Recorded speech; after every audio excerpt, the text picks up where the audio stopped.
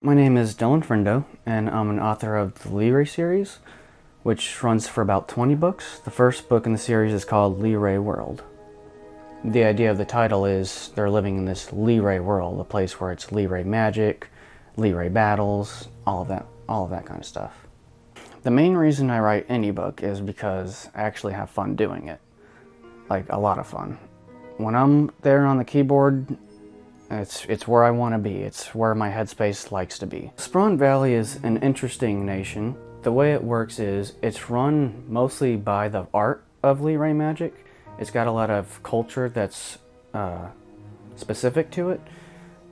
The nation itself is a pretty free country. Like, it's got a leader who is the Leray champion himself, and how you would become that is you would have to defeat the champion in battle. But they have a mage council as well. Basically, in Sprawn Valley, most of the people who live there make a career out of everything that's about it. They sell Leray items, they got businesses that make inventions for some of the items that they sell, and the number one most popular sport is Leray Battles. A Leray battle is basically when two Leray wielders, people who are licensed to conduct magic, basically fight each other with those spells and other various skills. It's never a fight to the death because Leray magic is specific so that it doesn't fatally harm anyone and it doesn't kill anyone. That's why it's so popular. It's not this dark kind of battle where you fight and everyone gets bloody and dies. It's completely and totally safe to fight each other with magic. The worst that happens is someone passes out when they lose all their health. The premise of Leray magic was that it was safe to use. If you shoot a magic spell at somebody, it might hurt them, but they're not going to die, they're not going to be fatally injured. And so, over time, Sprawn Valley developed with that in mind, and they created something called Eldora Tower, which sends this Leray veil out throughout the entire nation. That veil protects people from unnatural death and gives them magic powers at the same time. Sprawn Valley is a complicated place. It looks simple on the surface, but there are things happening in the background that some of the top brass government agents don't want anyone to know. With criminal organizations, which is interesting because they're supposed to be rare if not non-existent in a nation where people can't die. You're not supposed to be able to use magic to harm anyone, that's the whole point.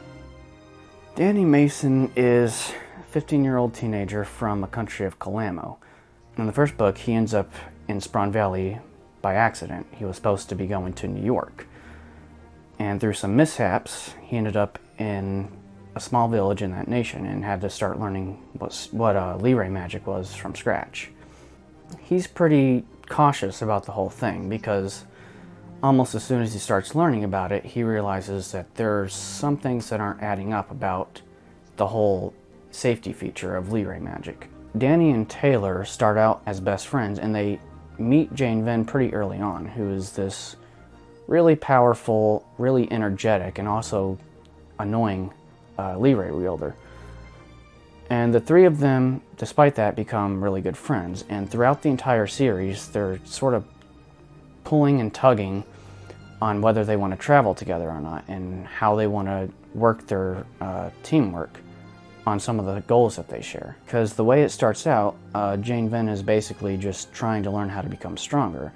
So some of the first battles we see is her engaging with other Leray wielders. I constructed Leray battles from the premise of how it would look in a video game.